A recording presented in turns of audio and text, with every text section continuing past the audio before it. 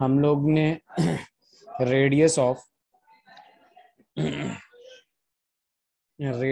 nth Bohr orbit भी कर लिए थे 0.529 n square upon z angstrom. Velocity भी कर लिए थे, velocity of nth Bohr orbit is equal to 2.18 into 10 raised to the power 6 z upon n meter per second, and here energy equals to minus 13.6 z square upon n square electron volt। यहां तक कर लिया था ना हमने? Yes sir. चलिए, तो मैंने एक रिलेशन भी लिखवाया था आप लोगों को कि जो ये एनर्जी होता है बेसिकली ये टोटल एनर्जी होता है। क्या होता है? ये टोटल एनर्जी होता है। और मैंने आपसे बताया था यहाँ energy E is equal to क्या होता है? Kinetic energy plus potential energy. और इसको देखा गया कि जो एनर्जी का वैल्यू होता है वो न्यूमेरिकली काइनेटिक एनर्जी के बराबर होता है। ठीक है, और काइनेटिक ये मॉड लगाया हूँ। ठीक है, मॉड का मतलब अगर नेगेटिव होगा तो भी पॉजिटिव हो जाएगा, मतलब मैग्नीट्यूड की बात कर रहा हूँ। ठीक है, मैंने आप लोगों को बताया था लास्ट क्लास में कि ये जो काइनेटिक एनर्जी और बेसिकली काइनेटिक एनर्जी होता है ये हमेशा पॉजिटिव रहेगा या नेगेटिव? काइनेटिक एनर्जी नेगेटिव हो सकता है? पॉजिटिव रहता है। हमेशा पॉजिटिव रहता है। ठीक है, और टोटल एनर्जी जो यहाँ पे है ना वो नेगेटिव में आता है। तो काइनेटिक एनर्जी अगर हमें टोटल एनर्जी गिवन है तो इसका नेगेटिव ले लेंगे तो अपने को काइनेटिक एनर्जी मिल जाएगा। मैंने ये भी बताया था कि जो आपका पोटेंशियल एनर्जी होता है वो डबल ऑफ टोटल एनर्जी होता है। ठीक है, यानी total energy is equal to half of potential energy.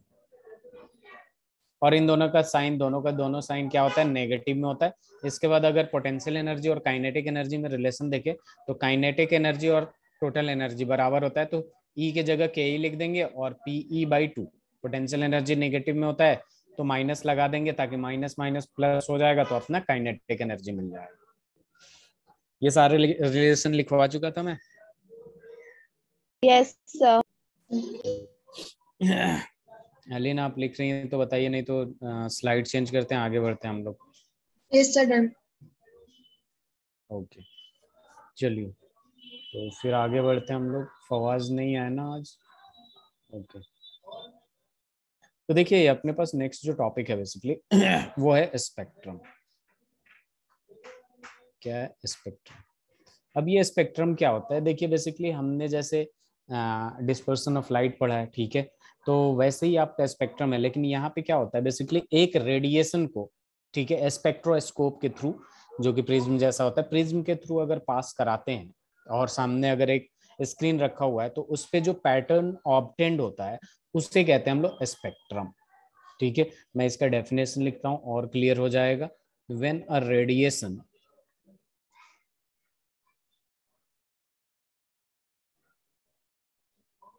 is passed through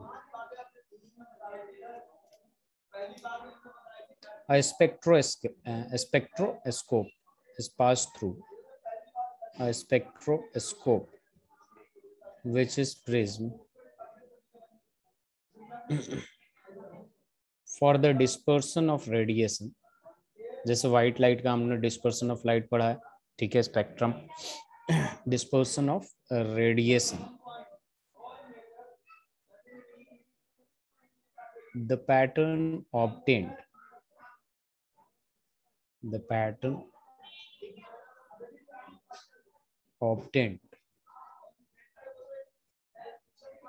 on the screen is called a spectrum of given radiation। उस रेडिएशन का क्या कहेंगे हम लोग? स्पेक्ट्रम कहेंगे। Is that clear? Yes sir. ये लिख लीजिए आप लोग, अगर हो जाए तो बताइए।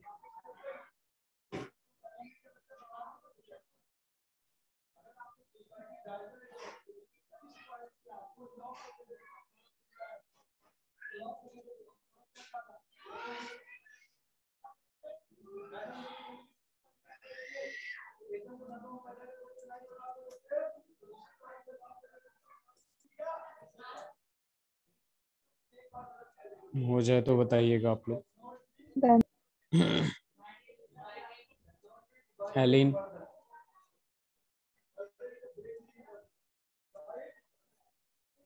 Done, sir. देखिए अब ये रेडिएशन क्या होता है इसके बाद देखिए स्पेक्ट्रम जो होता है दो टाइप का होता है, ठीक है। एक होता है आपका एमिशन स्पेक्ट्रम और दूसरा जो होता है वो होता है absorption spectrum. Absorption spectrum, there are two types of spectrum, emission spectrum and absorption spectrum, ठीक है। इसको टॉपिक डाल लीजिए, फिर आगे स्लाइड पे मैं समझाता हूँ क्या होता है।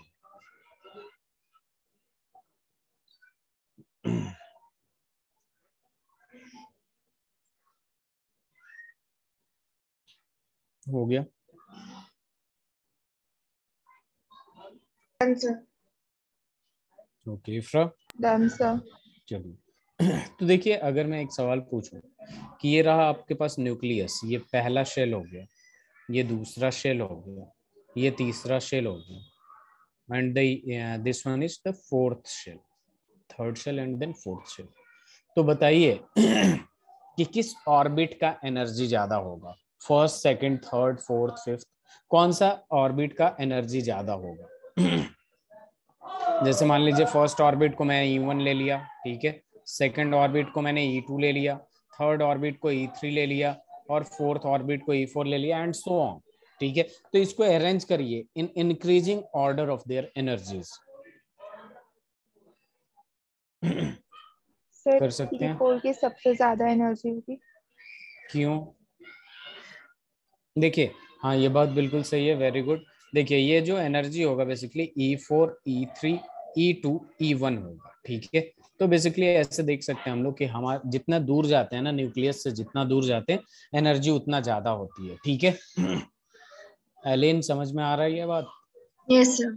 चलिए, तो यहाँ पे देखिए क्या होता है, इलेक्ट्रॉन फर्स्ट सेल में भी होगा, सेकंड में, थर्ड, जस्ट सपोज सारे में इलेक्ट्रॉन है, ठीक है। अब देखिए मैंने क्या किया कि यहाँ पे बेसिकली अंदर वाले इलेक्ट्रॉन को एनर्जाइज कर दिया, मतलब उसको कुछ एनर्जी दे दिया, ज्यादा एनर्जी दे दिया। तो वो क्या क्या हो जाएगा, एक्साइट हो जाएगा, बेसिकली एनर्जेटिक होगा, तो वो मूव करना शुरू करेगा कि नहीं? Yes. देखिए होता क्या है कि हर एक इलेक्ट्रॉन अपने स्पेसिफिक ऑर्बिट में मूव करते हैं, रिवॉल्व करते हैं अराउंड द न्यूक्लियस। लेकिन जैसे आपने देखा कि E1 जो है लोअर एनर्जी लेवल है, E2 जो है वो हायर एनर्जी लेवल है, E3 उससे ज्यादा हायर एनर्जी लेवल है और E4 उससे ज्यादा हायर एनर्जी लेवल है। हर एक ऑर्बिट का एक अपना फिक्स्ड एनर्जी है, ठीक है। अब जस्ट सपोज E जो है, जो फर्स्ट वाला जो यहाँ पे लिख रहा हूं मैं, यहाँ पे जस्ट सपोज कुछ एनर्जी है, इससे मूव कर रहा है, ठीक है। इसके बाद यहाँ पे एनर्जी जाएंगे तो थोड़ा हायर एनर्जी है। अब मैंने इस इलेक्ट्रॉन को क्या किया, कुछ एनर्जी दे दिया, ज्यादा एनर्जी दे दिया, तो ये क्या करेगा, हायर एनर्जी लेवल पे जाएगा कि नहीं? Elin, Yes, sir.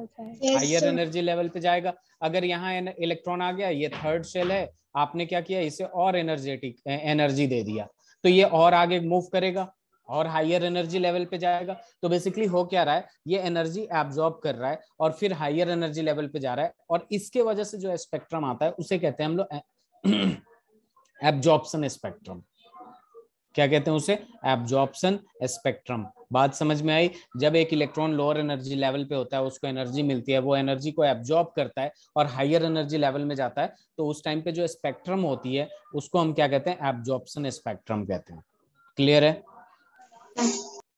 अब जस्ट सपोज यहाँ पे अपने पास क्या आ गया कि एक हायर एनर्जी लेवल पे इलेक्ट्रॉन है, अब ये कंटिन्यूअसली मूव कर रहा है, एनर्जी लूज कर रहा है। जब एनर्जी कमी हो जाएगी तो ये कहाँ चला जाएगा, लोअर एनर्जी लेवल पे, ठीक है। फिर एमिट करेगा एनर्जी, रेडिएट करेगा, एमिट करेगा और लोअर एनर्जी लेवल पे जाएगा, ठीक है। जैसे सपोज ये जैसे ये वाला इलेक्ट्रॉन, पहला फर्स्ट सेल वाला इलेक्ट्रॉन हायर एनर्जी लेवल पे गया था, अब एनर्जी क्या होगा, रेडिएट करेगा करेगा, ठीक है, लोअर एनर्जी लेवल पे आएगा, तो बेसिकली एमिशन ऑफ एनर्जी होगा, ठीक है। एनर्जी क्या करेगा, रेडिएट करेगा, उसके बाद क्या होगा, लोअर एनर्जी लेवल पे होगा। उस वजह से जो स्पेक्ट्रम आती है उससे हम एमिशन स्पेक्ट्रम कहते हैं। समझ में आया? Yes, sir. तो Yes, sir. एब्जॉर्प्शन स्पेक्ट्रम क्या होता है कि एनर्जी एब्जॉर्ब करके हायर एनर्जी लेवल पे गया तो वो एमिशन एब्जॉर्प्शन स्पेक्ट्रम होगा। और एमिशन स्पेक्ट्रम क्या होता है, हायर एनर्जी लेवल पे था और उसके बाद वो एनर्जी रेडिएट किया, एमिट किया, ठीक है, और फिर लोअर एनर्जी लेवल पे आता है, उसे क्या कहते हैं, स्पेक्ट्रम, एमिशन स्पेक्ट्रम कहते हैं। क्लियर है? चलिए आगे बढ़ता हूं मैं, बस ये समझाना था, ये समझ में आया। ये बात हमेशा ध्यान में रखिएगा कि न्यूक्लियस से जितना दूर जाते जाएंगे एनर्जी उतना ज्यादा होगा, ठीक है। और ये बताने की जरूरत नहीं है, ई जो होता है एच न्यू होता है, दैट मीन्स एनर्जी ज्यादा होगा तो फ्रीक्वेंसी भी ज्यादा होगी, और E is equal to h c upon lambda होगा, तो that means E inversely proportional to lambda. अगर कभी बोले मैक्सिमम वेवलेंथ की बात कर रहा है तो यानी मिनिमम एनर्जी की बात कर रहा है, और एनर्जी कम कहाँ होती है, जब न्यूक्लियस के पास में होता है। Is that clear Ifra? Yes sir. चलिए स्लाइड चेंज करूं।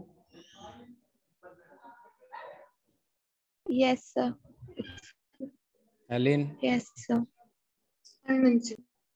ओके, हो जाए तो बताइएगा, स्लाइड चेंज करूंगा, फिर हम पढ़ेंगे हाइड्रोजन स्पेक्ट्रम।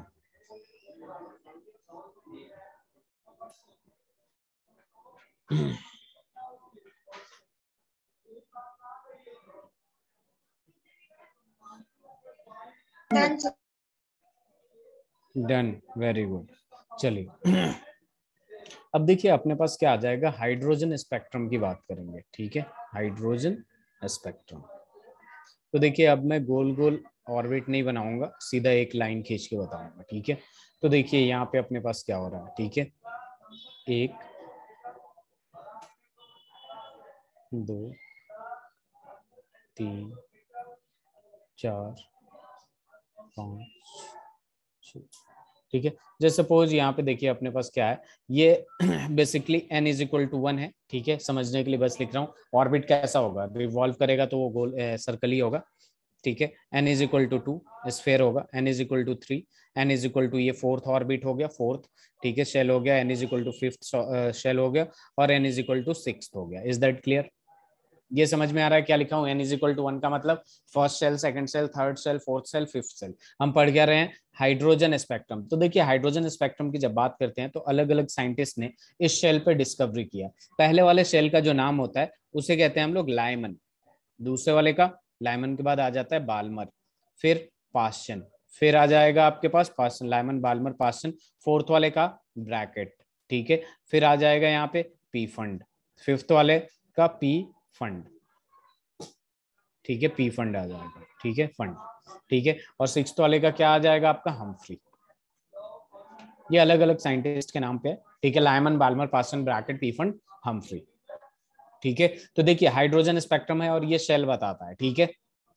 अब देखिए ये इसमें इंपॉर्टेंस क्या है बेसिकली, अभी जब एक न्यूमेरिकल हम न्यूमेरिकल करेंगे तो बहुत ही अच्छे से क्लियर हो जाएगा। तो यहाँ पे सबसे पहले हम लोग सीरीज लिखते हैं, इसको हाइड्रोजन के सीरीज कहते हैं बेसिकली, ठीक है। तो यहाँ पे देखिए, यहाँ पे क्या है अपने पास, सबसे पहले है लाइमन, यहाँ क्या है Balmer, Paschen, Brackett, Pfund, और यहाँ पे आ जाएगा अपने पास हम्फ्री, ठीक है। अब एक बात बताइए कि लाइमन का लोअर एनर्जी लेवल कितना है, लाइमन का लोअर एनर्जी लेवल कितना है, इसे देख के बताइए लाइमन का लोअर एनर्जी लेवल कितना है, 1, क्योंकि लाइमन तो शुरू ही हो रहा है 1 से, तो N1 का मतलब मैं इसका मतलब मानूंगा लोअर एनर्जी लेवल, और N2 का मतलब मानूंगा मैं हायर एनर्जी लेवल। जरा पहले देख लीजिएगा उसके बाद लिखिएगा आप लोग, ठीक है।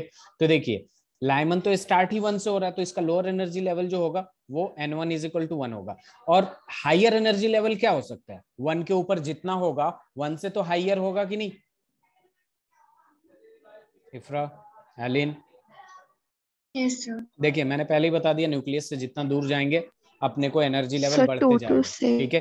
हाँ 2, 3 और 6 नहीं, ये इनफाइनाइट तक जा सकता है, जा सकता है ना, 6, 7, 8, यहाँ तक साइंटिस्ट ने डिस्कवर किया था, मैंने यहाँ तक नाम लिखा, ठीक है। अपने सिलेबस में पी फंड तक है, मैंने एक ऐड करके हम्फ्री भी लिखवाया, आगे भी है, ठीक है। इसका मतलब इसका हायर एनर्जी लेवल जो है वो कहाँ तक हो सकता है, इन्फिनिटी तक हो सकता है कि नहीं, जितना शेल लगाना है सारे लाइमन से तो हायर एनर्जी लेवल पे ही होंगे ना, बोलिए इफ्रा। सर आप फिर से रिपीट कर सकते हैं, मेरा नेटवर्क देखिए कनेक्शन सही है तो आवाज कट गई। ओके ओके, सुनिए मेरी बात सुनिए। लाइमन जो है किसको कहते हैं, फर्स्ट शेल को कहते हैं हम लोग रिपीट विल। यस ठीक है, अब यहाँ पे है आपका न्यूक्लियस, तो ये जो होगा लाइमन का, ये लोअर एनर्जी लेवल होगा 1, यस और लाइमन के लिए हायर एनर्जी लेवल, इसके ऊपर कुछ भी ले लीजिए 1 के ऊपर, 2 3 4 5 इंफिनिटी तक हायर एनर्जी लेवल होगा कि नहीं। वैसे ही अगर बाल्मर का मैं पूछूं, बाल्मर का लोअर एनर्जी लेवल क्या होगा। यस सर बाल्मर का लोअर एनर्जी लेवल पूछा हूं क्या सर होगा, 2 2 होगा, और हायर एनर्जी लेवल क्या होगा।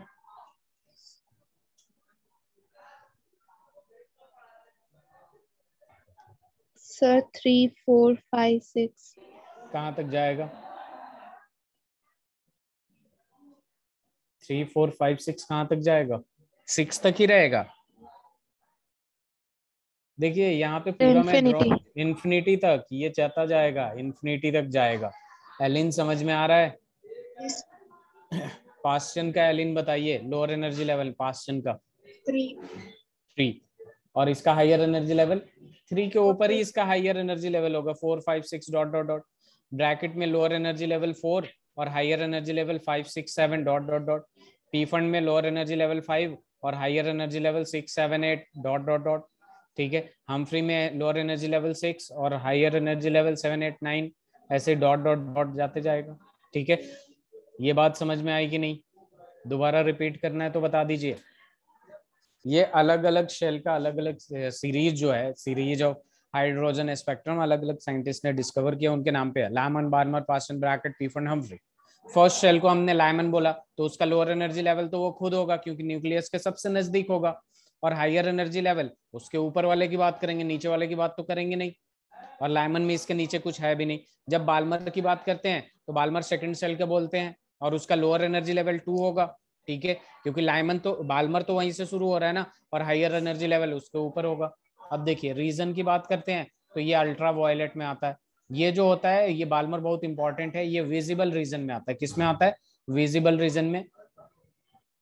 ये किस में आ जाएगा, विजिबल रीजन में। पास्चन जो होगा वो इंफ्रारेड में आएगा, ये भी इंफ्रारेड में आएगा, ये भी इंफ्रारेड में आएगा, और ये फार इंफ्रारेड में आएगा। इसे लिख लीजिए आप लोग।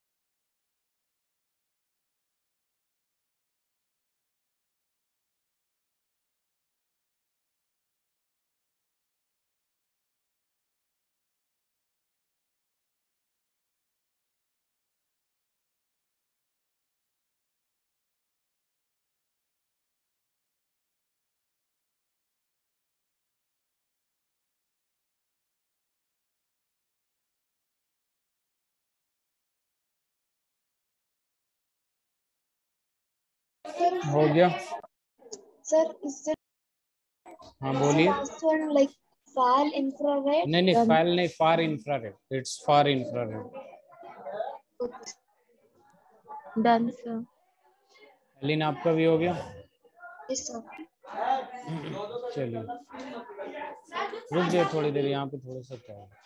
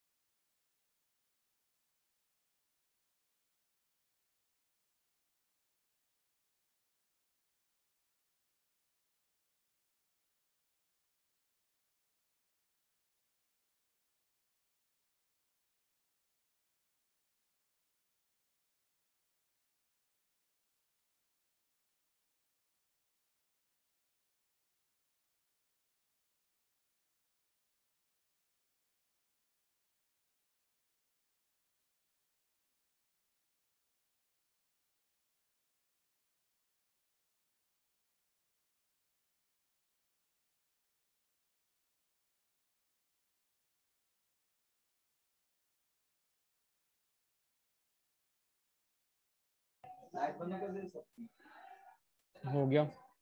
इधर देखिए एक नया टॉपिक लेते हैं, हमारे पास आता है एक रेडबर्ग फार्मूला। रेडबर्ग फार्मूला क्या होता है? ये एक फार्मूला है आपका ठीक है।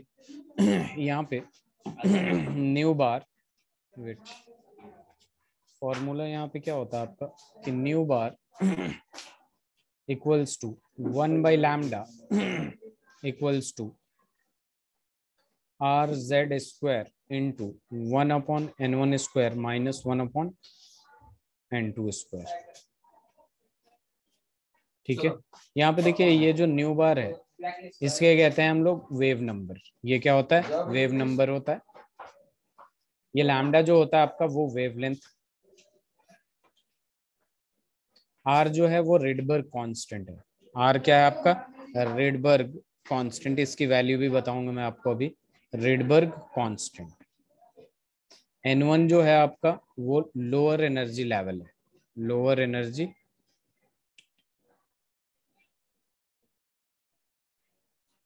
इसे क्या कहते हैं हम लोग? Lower energy level,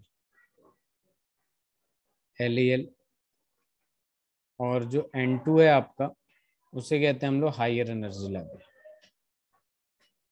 higher energy level. और ये जो Z है आपका, जो Z है उसे कहते हैं हम लोग एटॉमिक नंबर।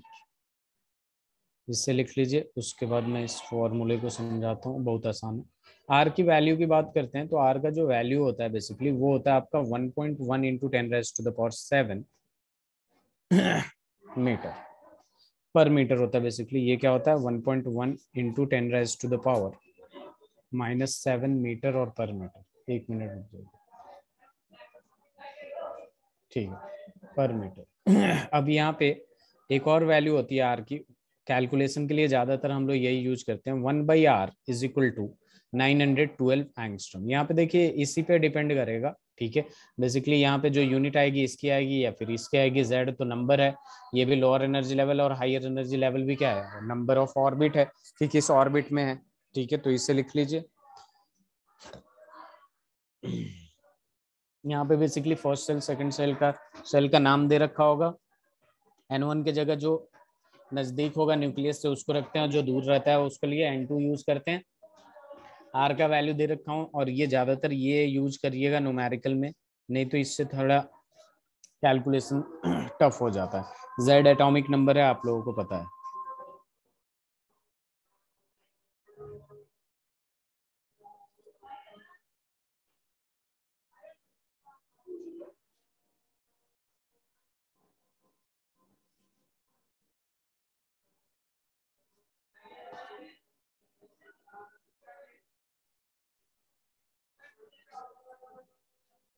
हो जाए तो बताइएगा एक बार।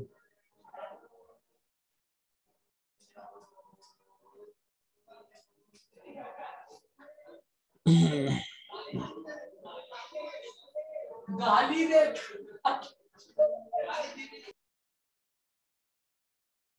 सर आपने जो ये आर की वैल्यूज लिखी हैं ये एक और बार समझाइएगा, मैं समझ नहीं आई नेक्स्ट से। देखिए ये एक कांस्टेंट है, ठीक है, जैसे कि आपने क्लास 9th में पढ़ा होगा या फिर और भी, जैसे एच का वैल्यू पढ़ा है ना आपने 6.6 इंटू 10⁻⁻34 जूल सेकेंड।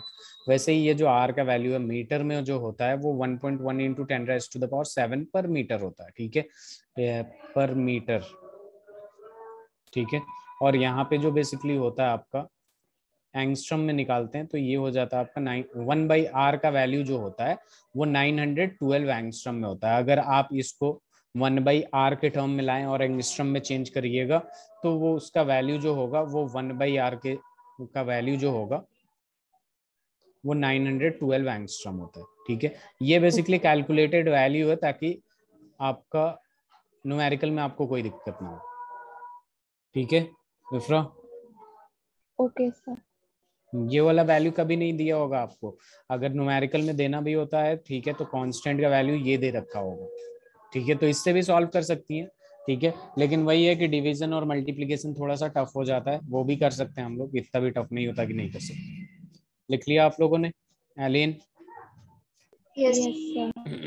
चलिए अब देखिए यहाँ पे कुछ टर्म्स होंगे जिन्हें हमें ध्यान में रखना होगा, ठीक है, कि इसका मतलब क्या होता है ठीक है, जैसे जस्ट सपोज आपको दे दिया फर्स्ट लाइन, ठीक है, फर्स्ट लाइन दे दिया या फिर स्टार्टिंग लाइन दे दिया, एक मिनट रुक जाइएगा, फर्स्ट लाइन या फिर स्टार्टिंग लाइन या फिर इनिशियल लाइन, आप खुद बताइए। फर्स्ट लाइन का मतलब क्या हो गया? जो न्यूक्लियस के करीब हो, एकदम पास हो। इफ्रा, yes sir, yes sir.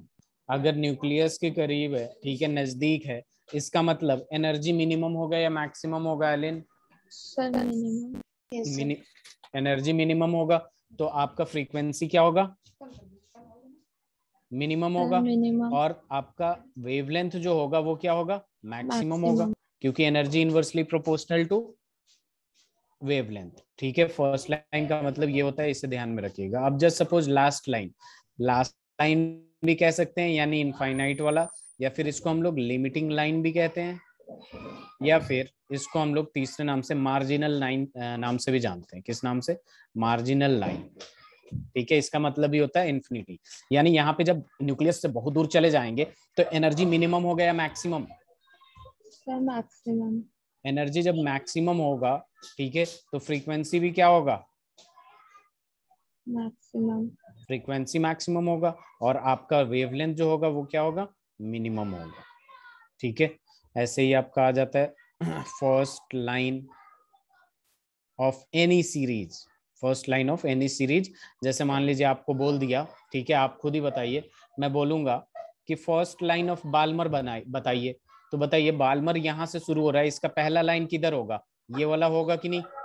Yes sir. अगर मैं पूछ दूंगा कि थर्ड लाइन ऑफ बाल्मर बताइए, थर्ड लाइन ऑफ बाल्मर बताइए एलिन आप, third line of Balmer is equal to कितना होगा?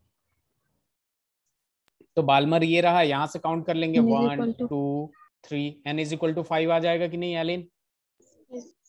अगर आपको पूछ देता है कि फिफ्थ लाइन ऑफ लाइमन बताइए, तो लाइमन यहाँ से शुरू हो रहा है, तो 1 2 6। 3 4 और ये 5। ये बात समझ में आया? ये सारी चीजें लैंग्वेज पे डिपेंड करेगा, क्वेश्चंस के न्यूमेरिकल के।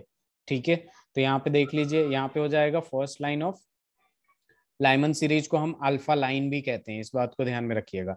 ऐसे ही second line of Lyman series को, सॉरी एनी सीरीज को, second line of any series जो होता है उसको हम लोग कहते हैं बीटा। ऐसे ही थर्ड लाइन को हम लोग कह देते हैं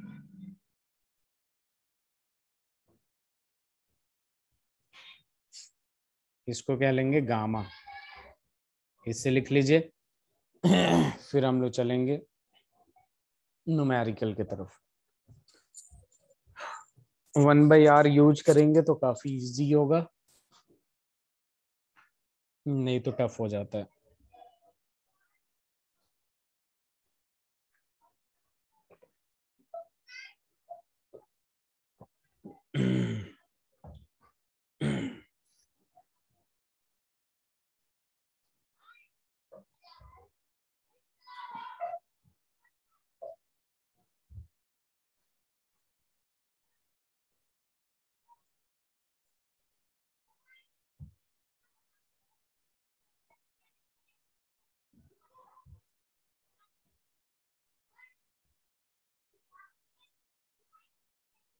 डन सर। एलिन हो गया? 1 minute. 1 मिनट तो क्या हो जाए तो बताइएगा।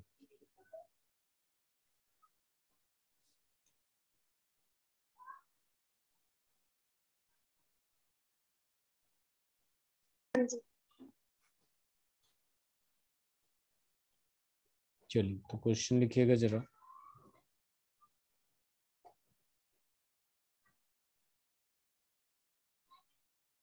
Calculate the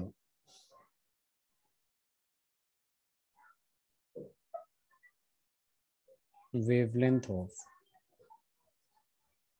first line of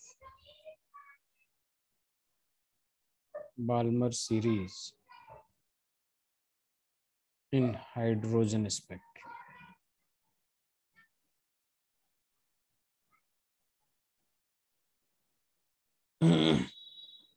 सबसे पहले हमें ये इसमें क्या करना होता है, N1 और N2 ढूंढना होता है। हाइड्रोजन है तो Z मिल गया, R का वैल्यू पता है, तो बेसिकली हमें क्या करना होता है, N1 और N2 बताना होता है पहले।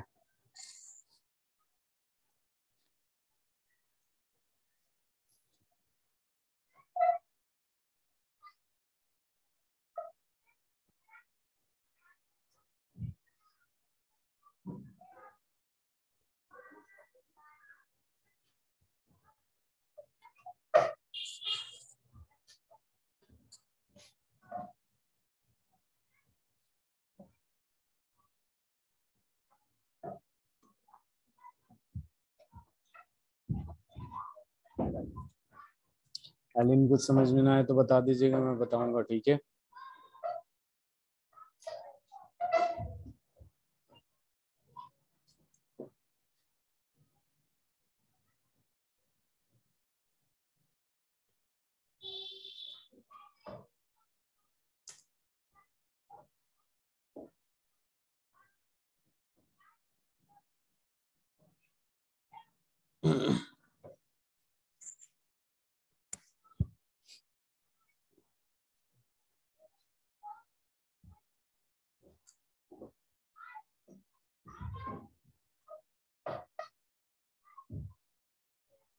दूसरा क्वेश्चन हो रहा है।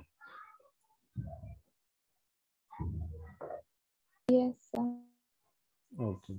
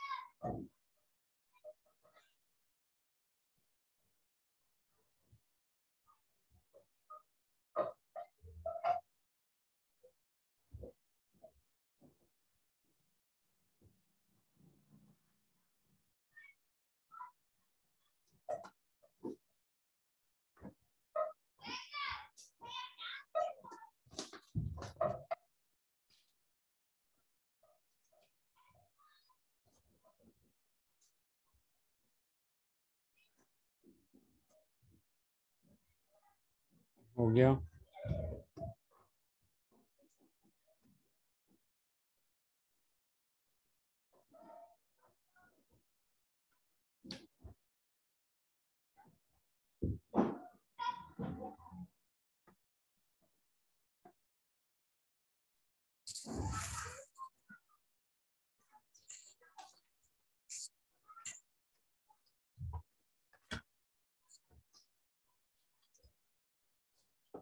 सर आप बता दीजिए। बता रहा हूँ।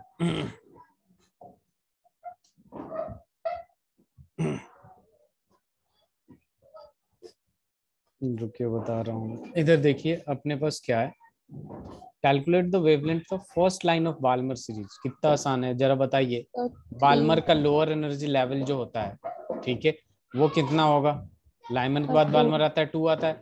और फर्स्ट लाइन लाइमन का सॉरी बाल्मर है ना, ये बाल्मर है, इसका पहला लाइन क्या होगा, यही होगा ना, यही तो यस बताया था, उसके एंड जस्ट बाद वाला पहला लाइन होगा। तो N2 जो होगा 3 होगा, और फॉर्मूला लगा देंगे 1/λ is equal to RZ² into 1/N1² minus 1/N2²। ठीक है।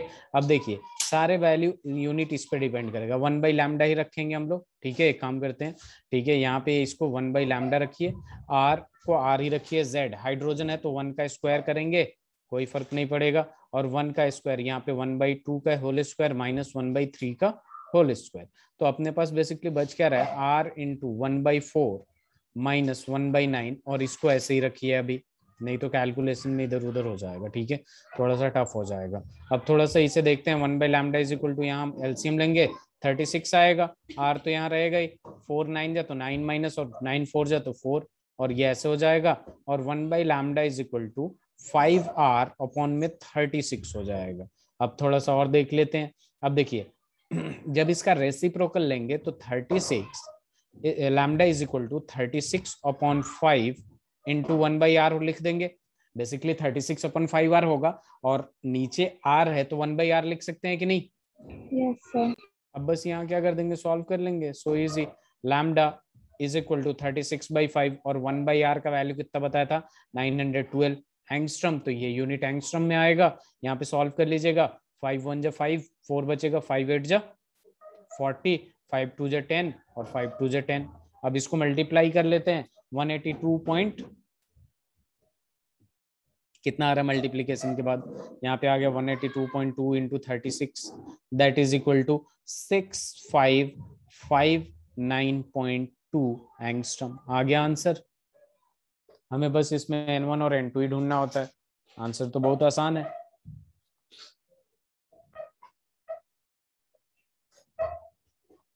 इसमें कुछ भी अगर समझ में ना आया हो पूछ लीजिएगा अभी।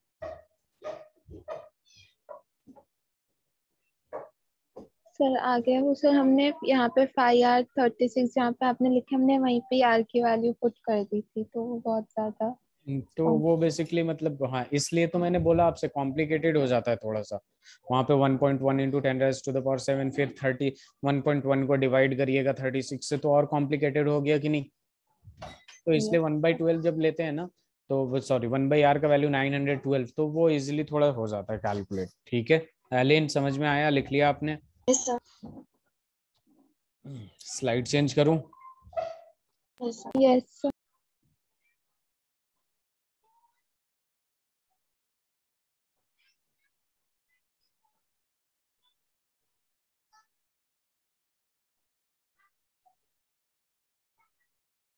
Calculate the frequency of the last line of Lyman series in hydrogen spectrum.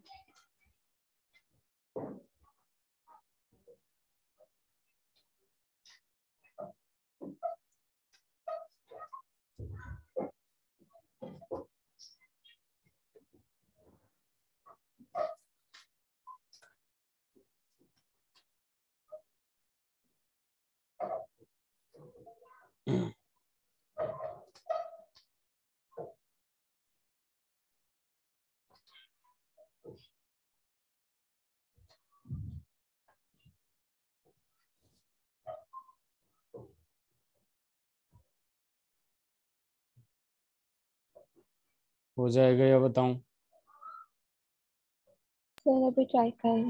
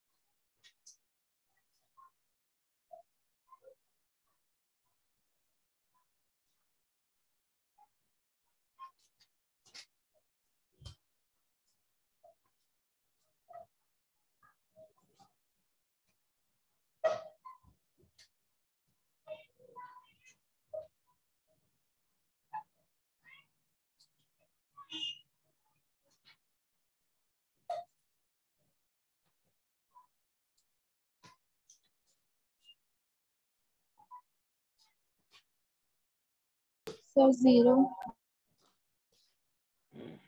0 होगा।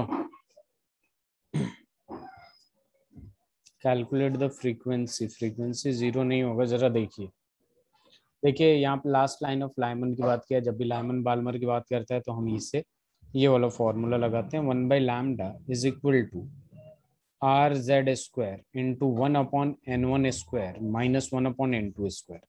तो देखिए लाइमन को देखते ही हमारे दिमाग में ये आना चाहिए कि लोअर एनर्जी लेवल जो है वो 1 है, और ये लास्ट लाइन की बात कर रहा है, that means higher energy level क्या हो जाएगा, इन्फिनिटी हो जाएगा। एलिना आपको समझ में आ रहा है? 1/λ इज इक्वल टू आर का वैल्यू ऐसे ही रखिए, जेड हाइड्रोजन है तो 1 का स्क्वायर, और यहाँ पे लोअर एनर्जी लेवल 1 का स्क्वायर अपॉन 1/इन्फिनिटी का स्क्वायर, और ये जब 1/इन्फिनिटी होता है तो ये वैल्यू किधर चला जाता है, जीरो की तरफ। तो बेसिकली अपने पास जो बचा वो क्या बचा, उस पर फोकस करेंगे हम लोग, तो हमें मिलेगा 1/λ इज इक्वल टू आर। ठीक है, देखिए 1 का स्क्वायर इंटू 1/1 का स्क्वायर आर ही होगा, that means R is equal to, sorry, lambda is equal to, reciprocal ले लेंगे तो 1/r हो जाएगा, और 1/r का वैल्यू कितना होता है, अप्रोक्सीमेटली इतना होता है। अब जरा देखिए इधर, अप्रोक्सीमेटली इतना हो गया, आपने को पूछा है frequency, frequency is equal to c by lambda, याद होना चाहिए। सी का वैल्यू कितना है 3 × 10⁻⁸, और लैम्डा का वैल्यू कितना है 912 इंटू मीटर में करेंगे 10⁻⁻10, ऊपर जाके प्लस होगा तो ये 10⁻18 हो जाएगा, और ये क्या हो जाएगा 3/912। इसे सॉल्व कर लेंगे, बताइए।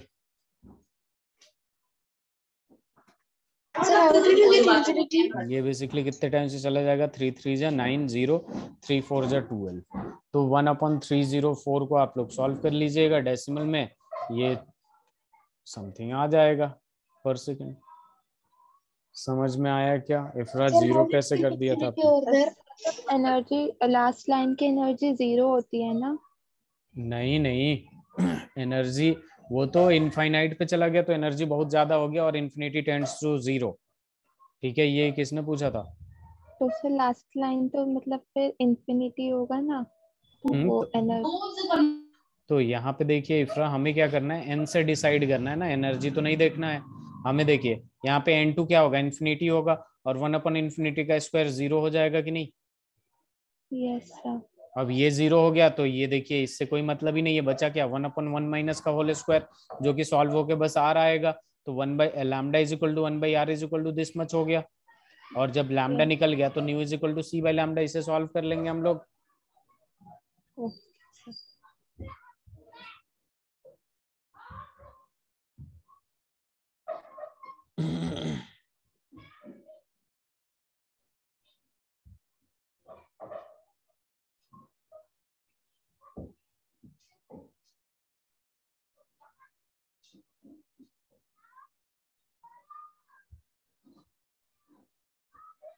हो जाए तो बताइएगा।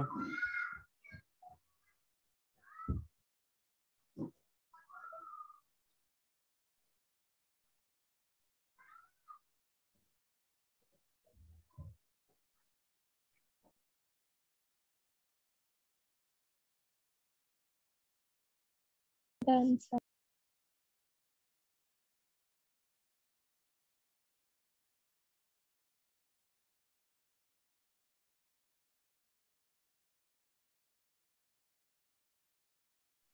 हो गया एलिना आपका भी?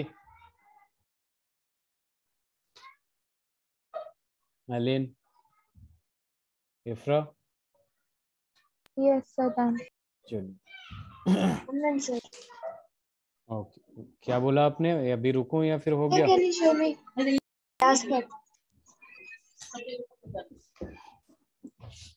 आपकी आवाज बहुत डिस्टर्ब आती है एलिन, इसलिए समझ में नहीं आया। Sir can you show last part? Okay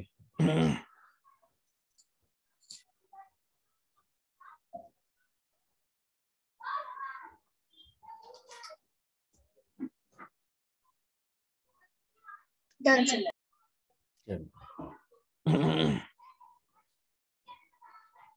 calculate the wavelength of third line of bracket series ये याद होना चाहिए, Lyman Balmer Paschen Brackett Pfund Humphreys in hydrogen spectrum.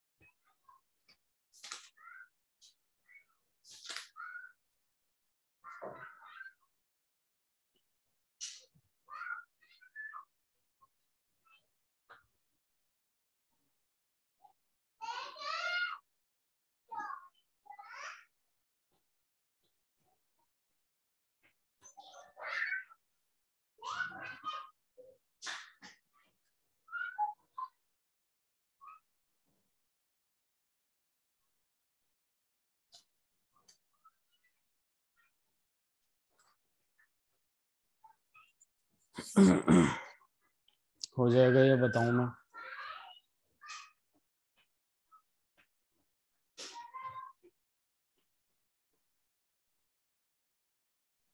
हो जाएगा सर।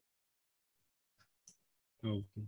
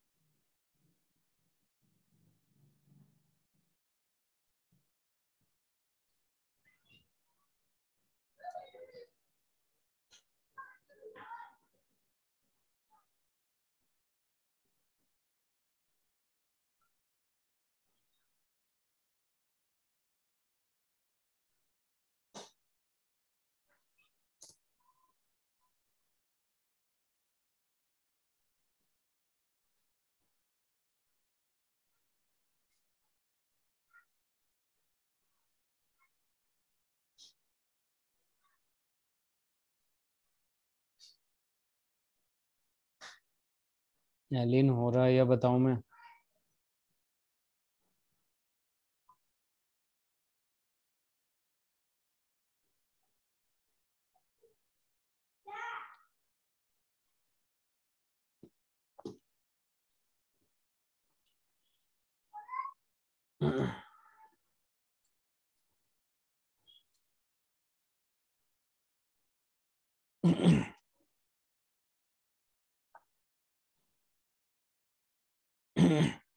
$25,508।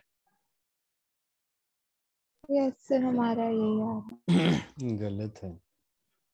चलिए जरा देखिए। सबसे पहले डिसाइड ये करेंगे कि calculate the wavelength of third line of Brackett series. Brackett series में N1 कितना आएगा जरा बता दीजिए। सर हमने ब्रैकेट को बाल में पढ़ लिया। 4 ये होता है ना, लाइमन बाल्मर पास्चन ब्रैकेट। तो ब्रैकेट जो है बेसिकली वो N1 इज इक्वल टू 4। अब देखिए यहाँ पे 1 2 3 4, उसके ऊपर 5 6 7। अब ये बोल रहा है कि जो लाइन ब्रैकेट के थर्ड लाइन लेना है, यानी ब्रैकेट तो यहाँ पे है, इसका थर्ड लाइन कौन होगा? 1 2 3, यानी N2 जो है वो कितना आएगा? 7 आ जाएगा। अब बस इसे सॉल्व करेंगे कि 1/λ is equal to RZ², 1/N1। N1 कितना है? 4 का स्क्वायर है। और N2 के कितना है इफ्रा? 7 का स्क्वायर है। तो ये क्या हो जाएगा आपका? R का वैल्यू R ही रहने दीजिए, Z तो 1 हो जाएगा। 1 हो जाएगा, यानी 1 Z की जगह डायरेक्ट मैं लिख रहा हूँ 1 का स्क्वायर, चूंकि हाइड्रोजन है। तो 1/16 माइनस 1/49। अब जरा इसे सॉल्व करके बताइए जरा।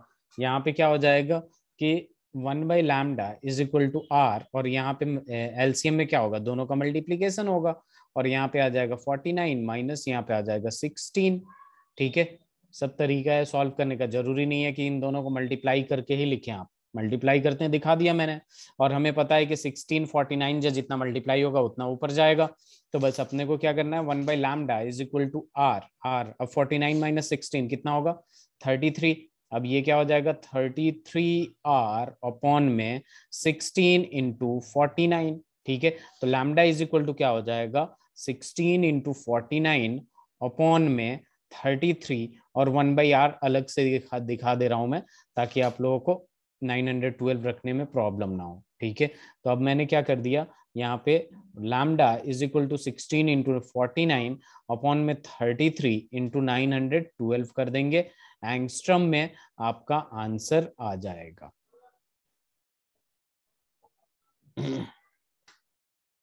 वैसे देख लेता हूं मैं मल्टीप्लाई करके कितना आ रहा है।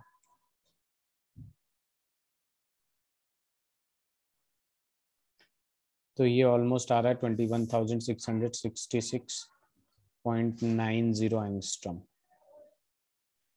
तो 21,667 भी ले सकते हैं हम लोग इजीली। एलिन समझ में आया आपको? Yes sir. ठीक है, इससे लिखिए।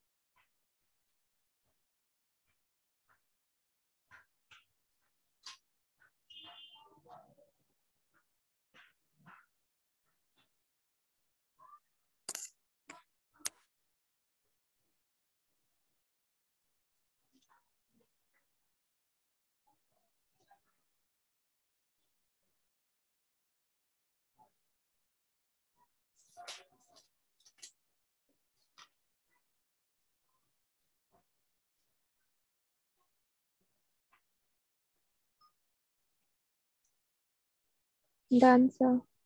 Done. Elin?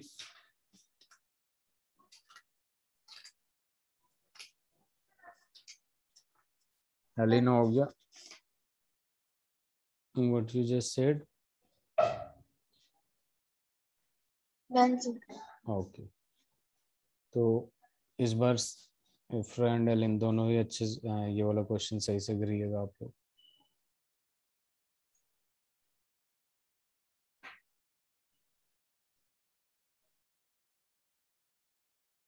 Calculate the ratio of maximum lambda of Lyman and Balmer series.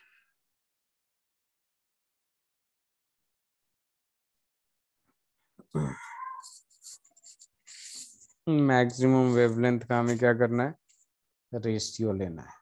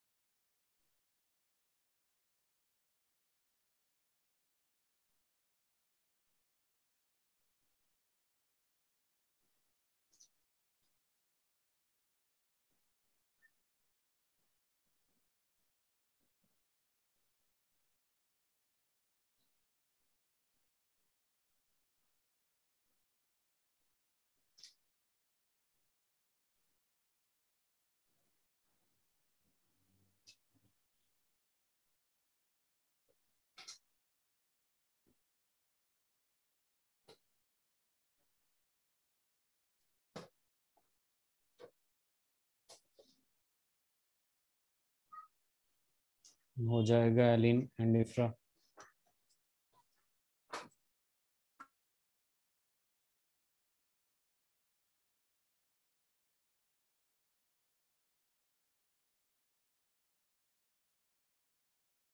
Yes sir, बस एक minute. Sir, maximum means infinity.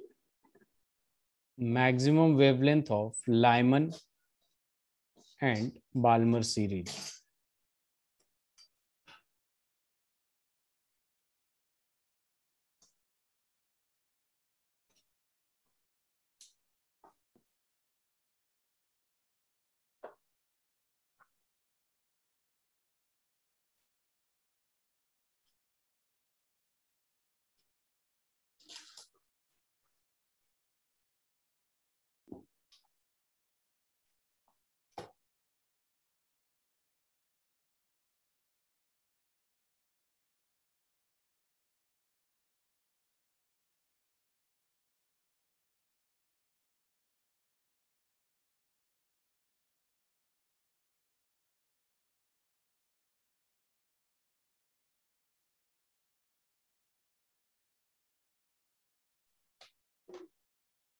कितना है रेशियो? तो आसान सा आएगा।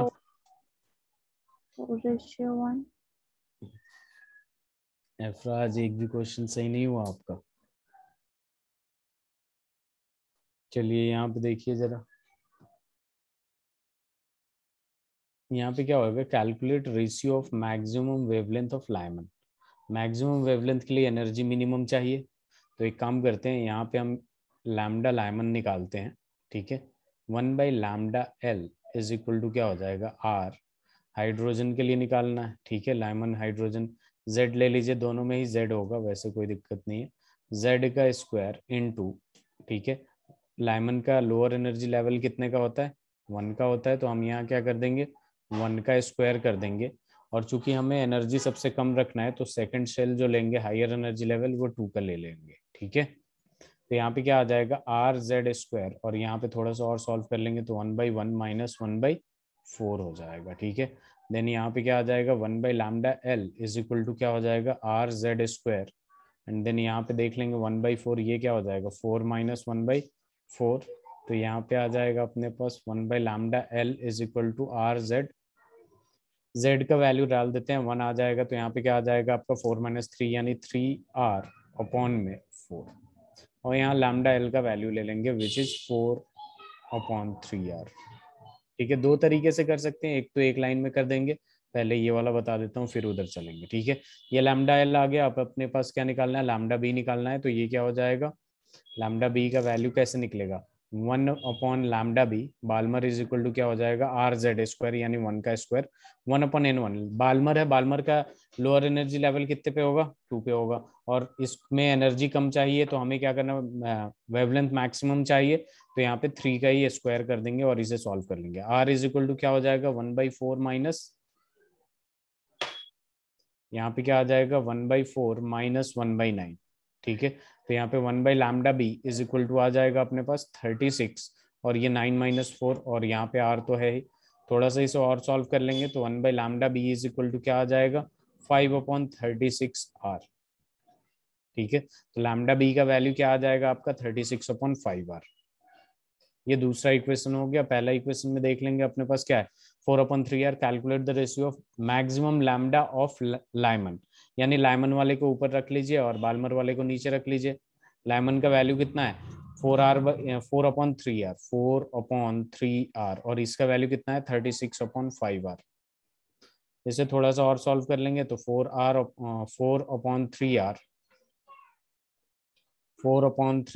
इंटू ये क्या आ जाएगा, 5R/36। इसे सॉल्व कर लेंगे अब, आर से आर कैंसिल, 4 9 जा 36, और ये 3 9 जा 27 आ जाएगा। रेशियो क्या आ गया अपना, 5:27।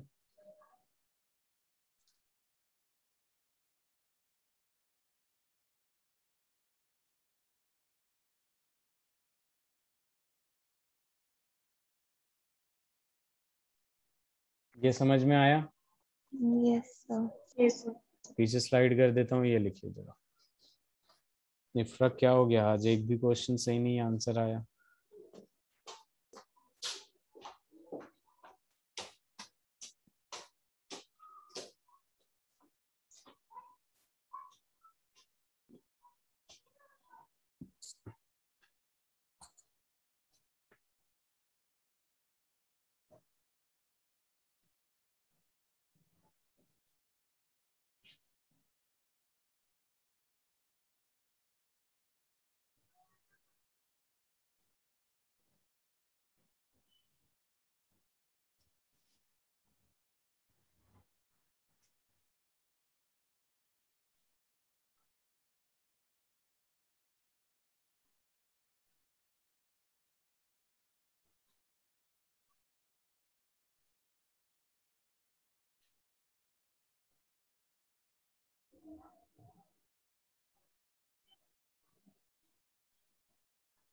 Done sir. डन। एलिन चलो इससे लिखिए जरा।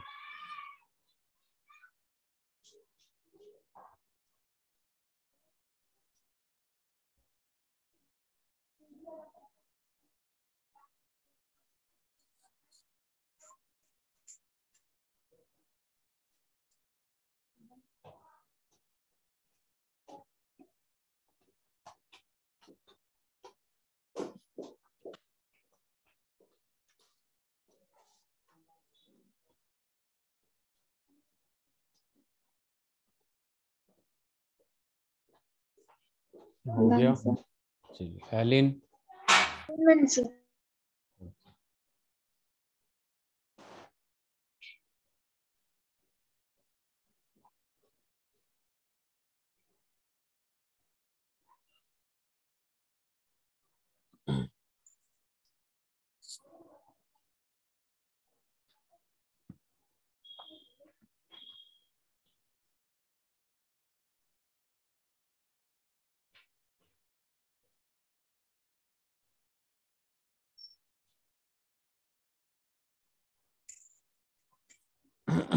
Done, sir.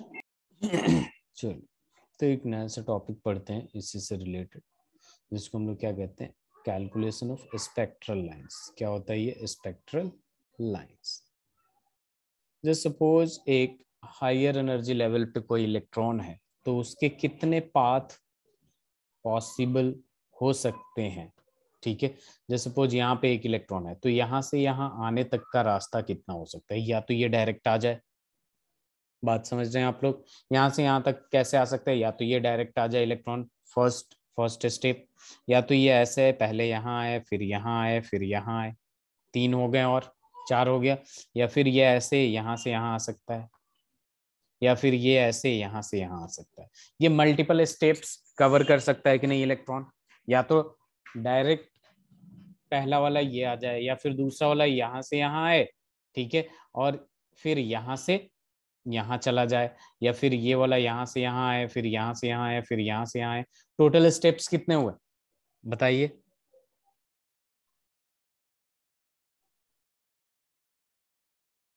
इफ्रा सर 6। देखिए 6 हो गए, ठीक है। ये बात समझ में आ रहा है, इलेक्ट्रॉन जो चूज कर रहा है अपना पाथ, या तो डायरेक्टली कर रहा है, या फिर पहले मान लीजिए जैसे सपोज यहाँ पे n=4 है और n=, यहाँ पे 1 है, तो 4 से 1 में आना है इसको, तो डायरेक्टली चला जा सकता है, या फिर 4 से 3 में आए, 3 से 2 में आए, 2 से 1 में आए, या फिर 4 से सीधे सेकंड में आए और फिर सेकंड से पहले में जाए, ठीक है, या फिर 4 से सीधे सेकंड में आ गया, 4 से सीधे सेकंड थर्ड में भी आ सकता है। ये सारे, इसके अलावा कोई पॉसिबिलिटी है तो बताइए। इलेक्ट्रॉन का जो ट्रांजिशन हो रहा है, इसके अलावा कोई पॉसिबिलिटी है? No sir. नो। तो इसका ये एक फॉर्मूला होता है, total number of spectral lines is equal to होता है n2 माइनस n1 अपॉन में, n2 माइनस n1 अपॉन में क्या आ जाता है, तो 1 मिनट रुक जाएगा, ये वाला नहीं लिखिएगा, बेटर है ये वाला लिखिए, n2 minus n1 into n2 minus n1 +1 divided by 2। जैसे मान लीजिए इसी पे हमें लगाना होता, ये फॉर्मूला इस पे लगाना होता। N2 कितना था, 4 था। N2 4 है कि नहीं, चौथे पे है। और N1 कितना है भाई, N1 1 है। अब इस फॉर्मूले में लगाएंगे 4 - 1 इंटू 4 - 1 + 1 डिवाइडेड बाई 2। तो यहाँ पे देखिए ये 4 - 1 3 हो जाएगा, और ये दोनों कैंसिल हो जाएगा, और ये 4। तो इसमें भी कितना आ रहा है, 6 आ गया कि नहीं। Yes sir. Yes, sir. तो टोटल वेज, जो टोटल ट्रांजिशन ऑफ इलेक्ट्रॉन है, वो कितने वेज, कितना पाथ कवर कर सकता है, 6 डिफरेंट पाथ कवर कर सकता है इस तरीके से। तो इसे लिख लीजिए, और इस पे भी एक सवाल कराता हूं मैं आप लोगों को।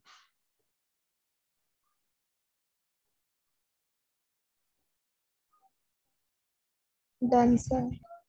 Done, sir. चलिए,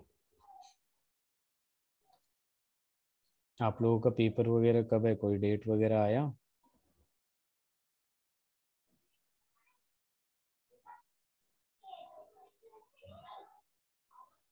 इन a hydrogen atom, wait a minute, if the electron moves from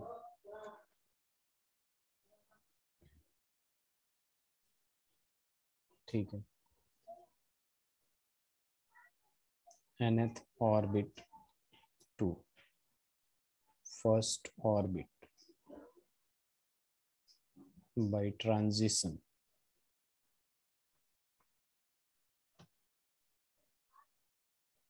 in multi steps,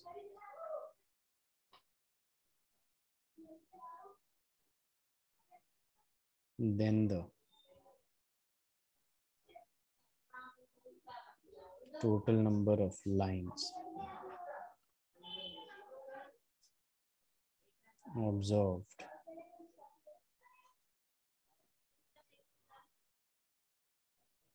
in the spectrum are 10. Find out the value of n. उल्टा क्वेश्चन पूछ लिया है।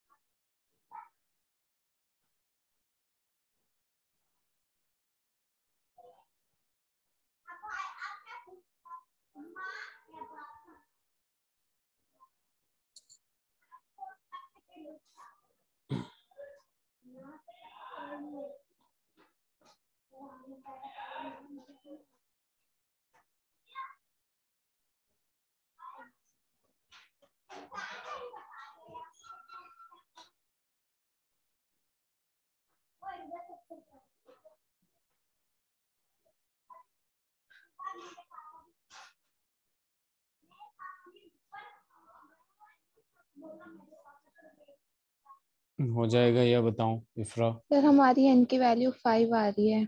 That's good. एलिन, चलिए यहाँ पे देखिए, if hydrogen atom in electron, if the electron moves from nth orbit to first orbit, that means n2 जो है n दे रखा है, और फर्स्ट ऑर्बिट n1 जो है वो कितना दे रखा है, फर्स्ट ऑर्बिट यानी 1 दे रखा है, ठीक है। और टोटल नंबर ऑफ वो वेज कितना दे रखा है, total number of lines observe जो है बेसिकली 10 दे रखा है। तो फॉर्मूला लगा देंगे, number of lines observed is equal to क्या होता है, n2 - n1 into n2 - n1 + 1 divided by 2, और 10 ये दे रखा है। अब n2 को हमने n ले लिया, ठीक है, क्योंकि यही तो निकालना है n। ये higher energy level, lower energy level 1 दे रखा है। फिर से यहाँ क्या कर देंगे, n ले लेंगे -1 + 1, n1 = 1 आ जाएगा, क्योंकि फर्स्ट ऑर्बिट दे रखा है, डिवाइडेड बाई 2। तो यहाँ पे हम क्या कर देंगे, ये 1 से 1 कैंसिल, तो अपने पास बचा क्या, 10 × 2 = 20 हो जाएगा, और यहाँ पे n - 1 × n, ऐसे ही हुआ है ना इफ्रा।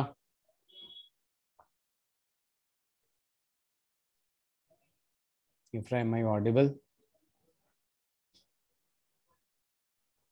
चलिए, तो यहाँ पे अपने पास क्या हो जाएगा, एन स्क्वायर माइनस एन 20, और इसको थोड़ा सा सॉल्व कर लेंगे, N square minus N minus 20 is equal to 0। और यहाँ पे बस मतलब वही आप क्वाड्रेटिक इक्वेशन लगा सकती हैं, या फिर मिडिल टर्म स्प्लिट कर लीजिए, तो एन स्क्वायर माइनस 5n और प्लस 4n करके minus 20 is equal to 0 maths है। तो n कॉमन ले लेंगे तो यहाँ क्या बचेगा, n माइनस 5, और यहाँ से हम लोग ले लेंगे कॉमन 4, तो यहाँ क्या बचेगा, n minus 5 is equal to 0।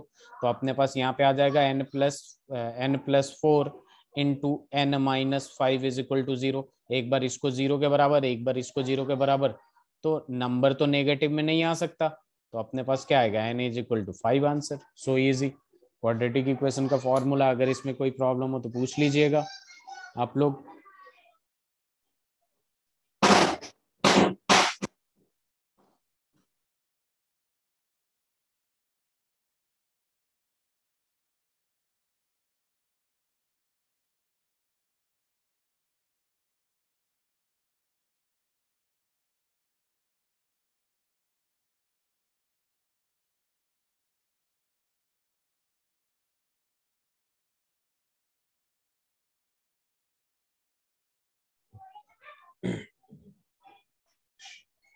हो गया? 1 minute. Okay, take your time.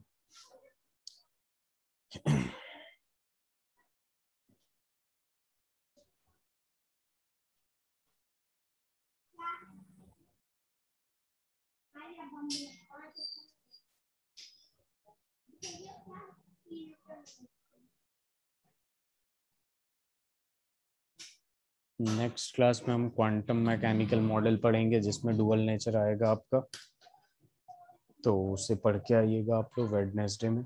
Heisenberg uncertainty principle, de Broglie wavelength, और इसमें जितना भी हुआ है सारे क्वेश्चंस करके आएंगे आप लोग, ताकि कोई डाउट हो तो पूछ लें, क्योंकि नेक्स्ट क्लास में ये कंप्लीट करने के बाद उसके अगले वीक हम लोग करेंगे क्वांटम नंबर। तो क्वांटम नंबर इससे पूरा अलग है और इजी है। ये लिख लिया आप लोगों ने तो बताइएगा, ठीक है? Yes sir. चलिए फिर नेक्स्ट क्लास में कंटिन्यू करते हैं हम लोग। आप लोग डुअल नेचर पढ़ लेंगे, डुअल नेचर के ओके साथ सर। आप हाइजेनबर्ग भी पढ़ लीजिएगा। हाइजेनबर्ग मतलब ये थोड़ा थोड़ा डेफिनेशन है, उसके बाद क्वांटम नंबर के बारे में पढ़ के आइएगा। और कोई डाउट है इफ्रा? No sir. आज आप पढ़ के नहीं आई थी? चलिए ठीक है फिर, thank you so much. Thank you, sir. Thank you.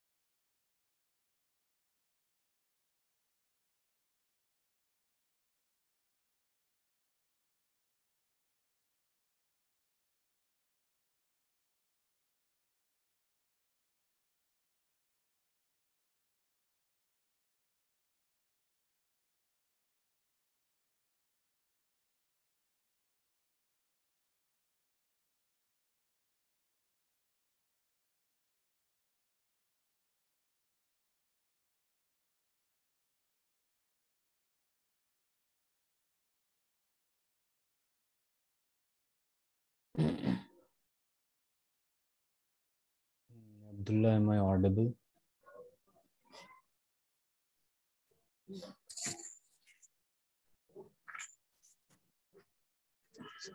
Abdullah.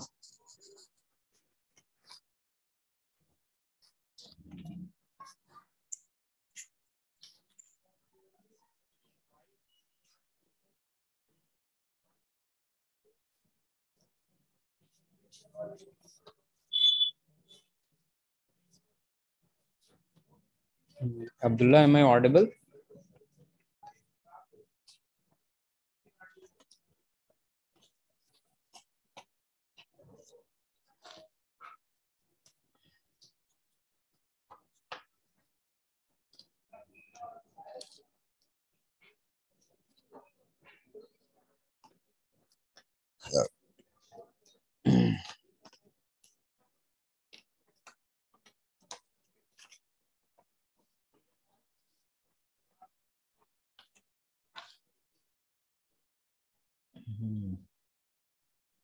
You don't have leave करके और ज्वाइन करिए जरा.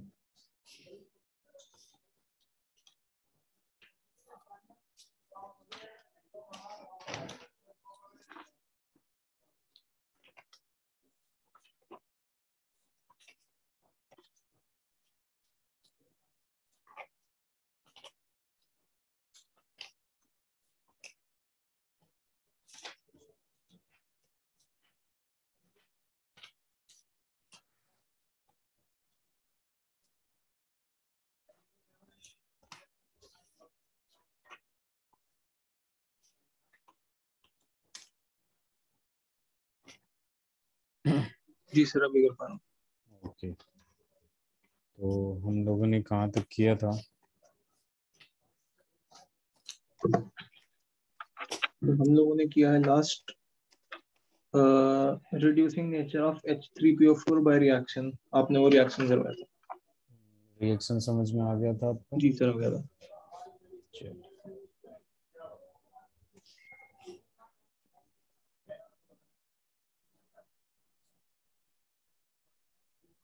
तो स्टार्ट करते हैं Abdullah, effect of heat on oxy acids. ठीक है, यहाँ पे लिखिएगा.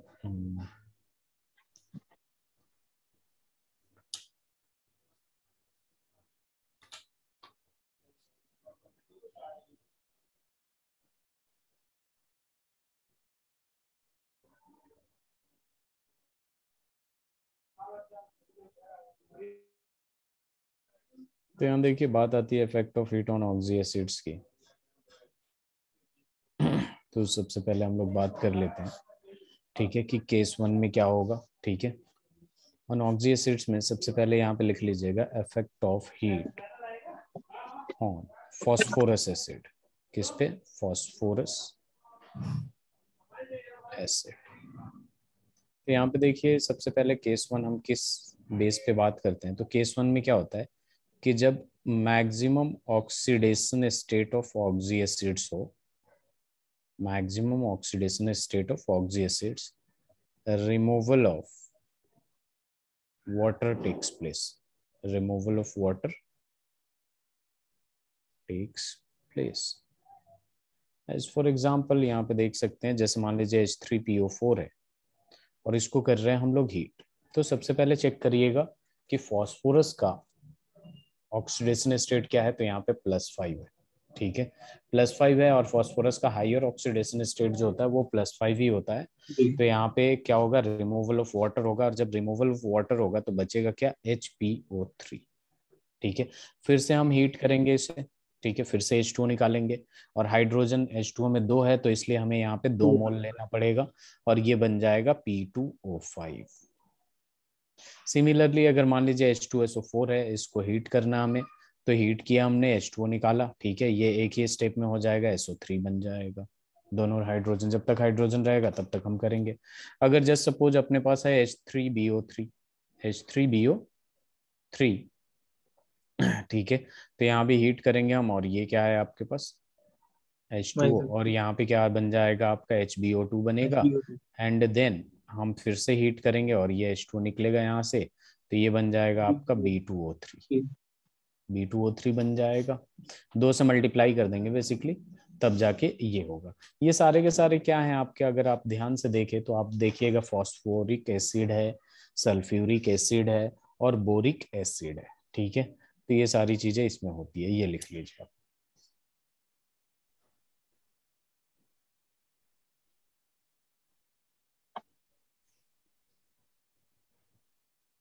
सर ये सिर्फ तब है जब मैक्सिमम ऑक्सीडेशन स्टेट है। Maximum oxidation state. हाँ, फास्फोरस का तो 5 ही होता है, सल्फर का +6 होता है। यहाँ पे निकालिएगा तो ये +3 में जाएगा।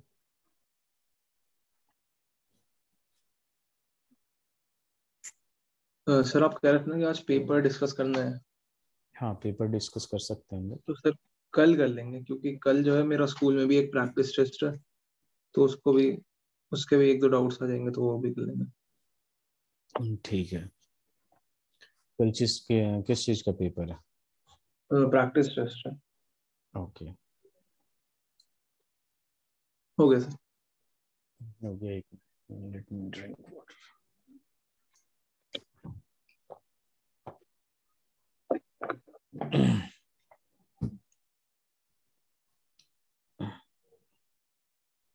अब देखिए यहाँ पे बात करते हैं कि अगर केस 2 में हम ले लेते हैं बेसिकली इंटरमीडिएट ऑक्सीडेशन स्टेट होता है।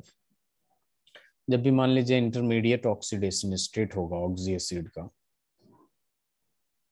और इसको अगर हम लोग हीट करते हैं तो ये जस्ट हायर ऑक्सी एसिड में जाएगा, जस्ट हायर ऑक्सी एसिड में जाएगा, इन इक फॉर्म में जाएगा, इन इक फॉर्म, ठीक है। और प्लस लोअर ऑक्सीडेशन स्टेट जो कि बाई प्रोडक्ट में होगा, ठीक है। एज फॉर एग्जांपल देखिए अगर H3PO3 है अपने पास, ठीक है, यहाँ पे अगर आप निकालिएगा H3PO3 तो +3 में है, ठीक है। इसका लोअर ऑक्सीडेशन स्टेट जैसे -3, फॉस्फोरस का लोअर ऑक्सीडेशन स्टेट जो होगा वो -3 टू +5 में होता है, ठीक है। तो ये लोअर ये हो गया और ये हायर हो गया, तो इसके बीच वाले नंबर सारे के सारे क्या आएंगे, इंटरमीडिएट में आएंगे। जी, इंटरमीडिएट में आएगा तो हम इसे कैसे करते हैं कि जब भी ये होता है तो इससे जस्ट हायर ऑक्सी एसिड्स में जाएगा जो कि H3PO4 होगा, और इससे लोअर ऑक्सीडेशन स्टेट में जाएगा तो PH3 बनेगा। सिमिलरली अगर मान लीजिए H3PO2 है, जरा ध्यान दीजिएगा, और यहाँ पे क्या आएगा +1 में होगा, ठीक है, और ये भी -3 +5 के बीच में है, तो यहाँ पे हम करेंगे क्या, इससे just higher oxidation state in इक फॉर्म, H3PO3 नहीं, क्योंकि वो फॉस्फोरस हो जाएगा, ये किस में चला जाएगा, H3PO4 में जाएगा, इक फॉर्म में H3PO4 बनेगा जो कि +5 में होगा, और इसके साथ फिर से लोअर ऑक्सीडेशन स्टेट PH3 ही देगा। सर ये लोअर वाला समझ नहीं आया। लोअर लोअर ऑक्सीडेशन देखिए इसको बैलेंस करने के लिए यहाँ पे बस PH3 देता है, ठीक है। PH3 मतलब ये हो गया लोअर ऑक्सीडेशन स्टेट, यहाँ देखिएगा ये -3 में होगा, ये -3 में होगा, तो लोअर ऑक्सीडेशन स्टेट दे दिया। H था, ठीक है, तो H है। अब ये बैलेंस नहीं है, बैलेंस कर सकते हैं आप। तो लोअर ऑक्सीडेशन स्टेट का मतलब क्या होता है कि ये अपने लोअर ऑक्सीडेशन स्टेट में हो, ये -3 टू +5 में है, तो लोअर ये है, हाइयर ये है, और इन दोनों के बीच में जो होगा वो इंटरमीडिएट होगा। जी। हाँ,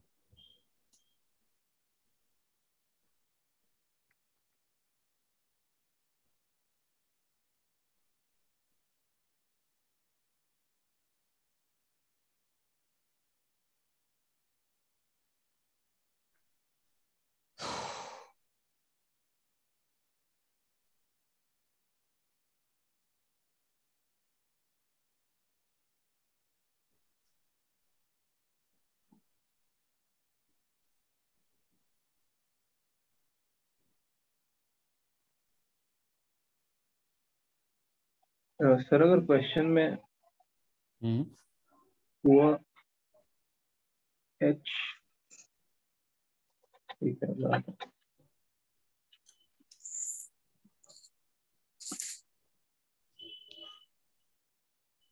क्वेश्चन में बोलिए। जी सर अगर क्वेश्चन में H4P2O7 हुआ हम्म, तो फिर उसका क्या बनेगा? देखिए ऑक्सी एसिड्स पढ़ते हैं, ये हमारे जो सिलेबस में है ये हीटिंग वीटिंग का, उसमें सिंगल सेंट्रल एटम का दे रखा है, ठीक है। अगर ओके। यहाँ पे अगर आप निकालते भी हैं O7 है, H4 है, 14 10, ये +5 आएगा, ठीक है। अब ये जी। +5 वाला था तो ये मैक्सिमम ऑक्सीडेशन स्टेट में है, ठीक है। तो यहाँ से H2O निकालेंगे। ये क्या ठीक। लिखा है, मैक्सिमम ऑक्सीडेशन स्टेट वाला, तो H2O निकालेंगे, सिंपल।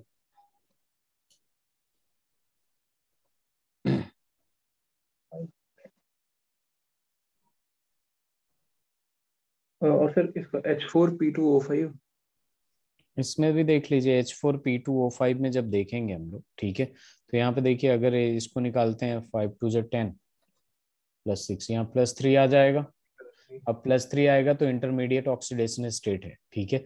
अब यहाँ पे दो दो फॉस्फोरस है, इसको भी करना चाहें तो यहाँ पे इसका नाम H4P2O5, ठीक है। इसको जब ले जाएंगे तो इससे हायर ऑक्सीडेशन स्टेट में लेना है विद एक फॉर्म, तो हम H3PO4 लिख देंगे, PH3 लिख देंगे। Higher oxidation, higher oxy acid in एक फॉर्म समझ नहीं आ रहा मतलब। एक ये H3 देखिए, एक फॉर्म का मतलब ये देखिए H3PO4 है, जी। ठीक है, और H3PO3 है, ठीक है। अब यहाँ पे अगर आप देखेंगे तो इसका जो होगा ये +3 होगा और ये क्या है +5 होगा, जी। ठीक है। इसका नाम फॉस्फोरस है और इसका नाम क्या है, फॉस्फोरिक है। फॉस्फोरिक। और यहाँ लिखा है इंटरमीडिएट ऑक्सीडेशन स्टेट, ठीक है, जस्ट हायर ऑक्सी एसिड्स, उससे ज्यादा ऑक्सी एसिड चाहिए इन एक फॉर्म। अगर यहाँ पे आपने किया है HPO2, ठीक है, तो ये +1 है। जी। और यहाँ पे क्या लिखा है, जस्ट हायर, बस इतना रखता मैं, जस्ट हायर ऑक्सी एसिड्स, तो इससे ज्यादा मतलब ऊपर ऑक्सी एसिड्स तो यही आ जाता H3PO3 आ जाता कि नहीं, क्योंकि ये +3 में है, इससे हायर है ना +1 से। ओके।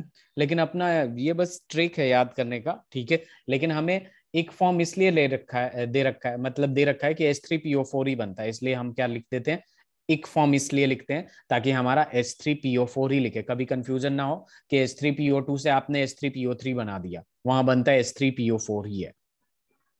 सर मतलब इंटरमीडिएट के केस में H3PO4 + PH3 बनेगा।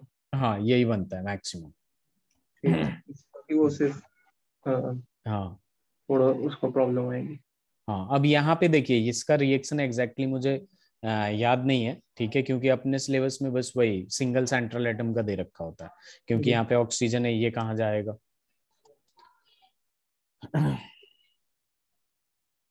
मैं आपको बता दूंगा ये वाला।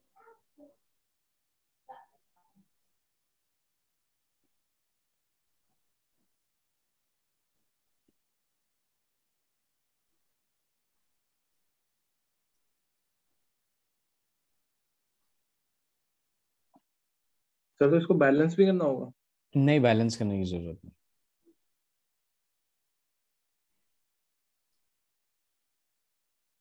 हो गया सर। 1 मिनट रुक जाइए।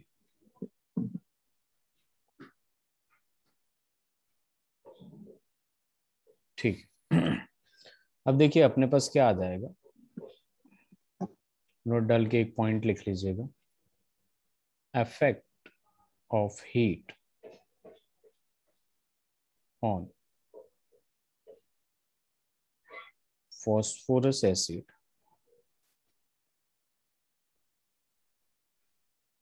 H3PO3, ठीक है। इसमें क्या होता है, डिस्प्रोपोर्शनेशन रिएक्शन शो करता है। When H3PO3 is heated, then it undergoes disproportionation reaction। disproportionation reaction पता है आपको, डिस्प्रोपोर्शनेशन याद है कुछ। डिस्प्रोपोर्शनेशन रिएक्शन का मतलब ये होता है कि एक रेडॉक्स रिएक्शन में same element oxidises as well as हाँ ठीक है। reduces, ठीक है। तो तो ये डिस्प्रोपोर्शन redox नहीं होता? होता है, ऑक्सीडेशन रिडक्शन हुआ ना, ऑक्सीडेशन रिडक्शन हुआ तो रेडॉक्स रिएक्शन है, ठीक है। तो बेसिकली ऐसा रेडॉक्स रिएक्शन जिसमें एक ही एलिमेंट रिड्यूस और ऑक्सीडाइज दोनों होता है, जैसे एज फॉर एग्जांपल H3PO3 को जब हम लोग हीट करते हैं तो ये बनता है H3PO4 में एंड देन PH3, ठीक है। तो यहाँ देखेंगे आपकी यहाँ पे क्या है, ये कि ये +3 में है और यहाँ जी। +5 में होगा और यहाँ -3 में, तो +3 से +5 में गया है, यानी यहाँ पे ऑक्सीडेशन हुआ है, ठीक जी। है। और यहाँ पे +3 से ही -3 में गया है, ठीक है, तो यहाँ रिडक्शन हुआ है। ओके तो हो तो रहा है ना ऑक्सीडेशन रिडक्शन, यानी रेडॉक्स तो है ही, लेकिन फर्क इतना है कि एक ही एलिमेंट ऑक्सीडाइज होता है प्लस एक ही एलिमेंट रिड्यूस्ड होता है।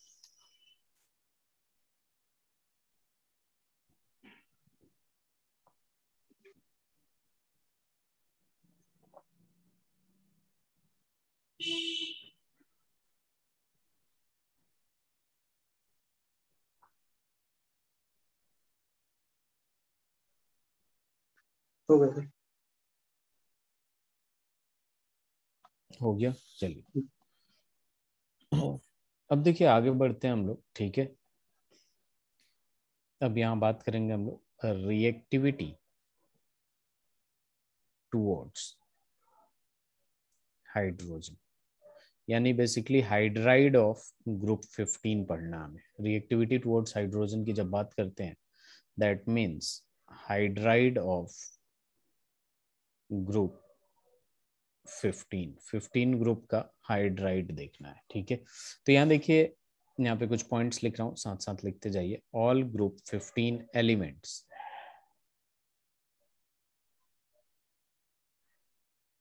react with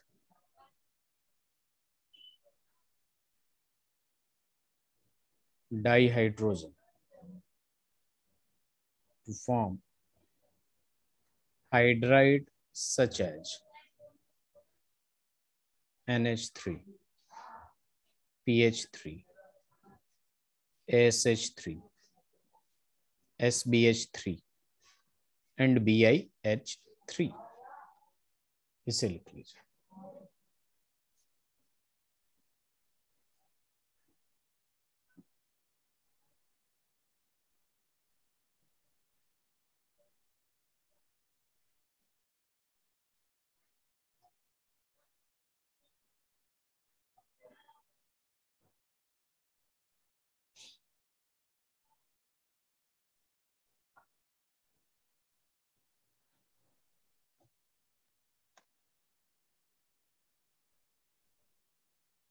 हो गया। तो देखिए, जितने भी ग्रुप 15 एलिमेंट होते हैं वो हाइड्राइड बनाते हैं, ठीक है। जैसे NH3 हो गया, PH3 हो गया, SH3, SBH3 एंड BiH3, ठीक है। तो यहाँ पे सबसे पहले बात आती है बेसिक कैरेक्टर की। बेसिक कैरेक्टर का मतलब होता है जो भी इलेक्ट्रॉन डोनर होते हैं ना, वो सारे के सारे क्या होते हैं, बेस होते हैं, और जो इलेक्ट्रॉन एक्सेप्टर होते हैं बेसिकली वो क्या होते हैं, एसिड होते हैं, ठीक है। तो यहाँ पे हम एक पॉइंट और लिख सकते हैं कि ऑल हाइड्राइड, साथ में लिखते जाइए, of group 15 elements are basic in nature, basic in nature due to the presence of, क्यों होते हैं, क्योंकि उनके पास लोन पेयर होता है और लोन पेयर डोनेट कर सकते हैं, due to the presence of lone pair electron on central atom. Due to this presence of lone pair on central atom, they can donate electron and that's why they are basic in character.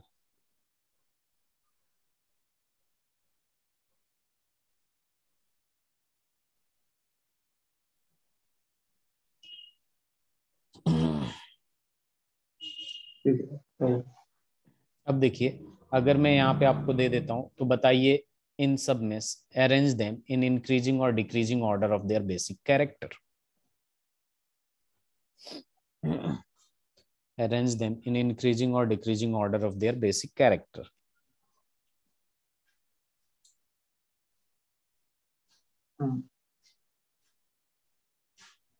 यहाँ तो NH3 होगा, BiH3 होगा, NH3 होगा, फिर order में चलेगा। किस order में हो तो बताइए। NH3 सबसे ज्यादा, उसके बाद PH3, क्यों, ASH। मतलब या तो ये होता है या फिर उल्टा होता है। ऐसा थोड़ी होता है, मतलब ट्रेंडिंग तो ऐसा ही होना चाहिए, है ना। डाउन द ग्रुप इंक्रीज करना चाहिए, down the group basic character increase करना चाहिए, लेकिन यहाँ होता है उल्टा, ऐसा होता है। NH3 का सबसे ज्यादा, देन होता है PH3 का, देन होता है ASH3 का, देन होता है आपका SBH3 का। रीजन भी पता होना चाहिए, क्योंकि एसोसिएशन एंड रीजन में जब क्वेश्चन पूछेगा रीजन नहीं पता होगा तो दिक्कत होगी। है तो सारे बेसिक, जी क्योंकि लोन पेयर है। और सबसे ज्यादा बेसिक है आपका NH3, क्योंकि वो वो इसलिए होता है, NH3 को हम लोग अमोनिया कहते हैं। The ammonia is a stronger base among hydride of group 15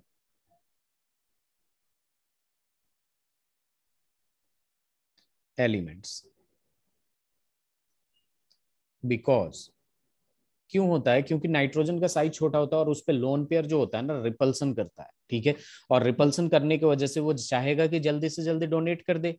that's the why, because of a smaller size of atom, और ऊपर से वो क्या है, मोर इलेक्ट्रॉन डेंसिटी हो जाएगा। जब स्मॉलर साइज ऑफ एटम होगा तो मोर इलेक्ट्रॉन डेंसिटी, और मोर इलेक्ट्रॉन डेंसिटी होगा ऑन नाइट्रोजन एटम, तो रिपल्सन ज्यादा होगा।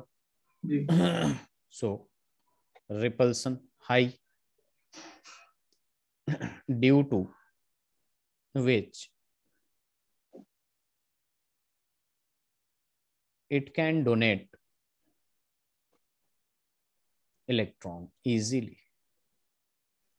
तो बेसिकली अमोनिया स्ट्रॉन्गर बेस इसी वजह से होता है, because nitrogen has a small size, जिसकी वजह से nitrogen basically electron density increase कर जाता है और रिपल्सन इंक्रीज हो जाता है। तो वो चाहता है जल्दी से जल्दी डोनेट कर दे, तो वो डोनेट कर देता है। ओके ठीक okay sir. Okay, wait a minute please. Yes sir.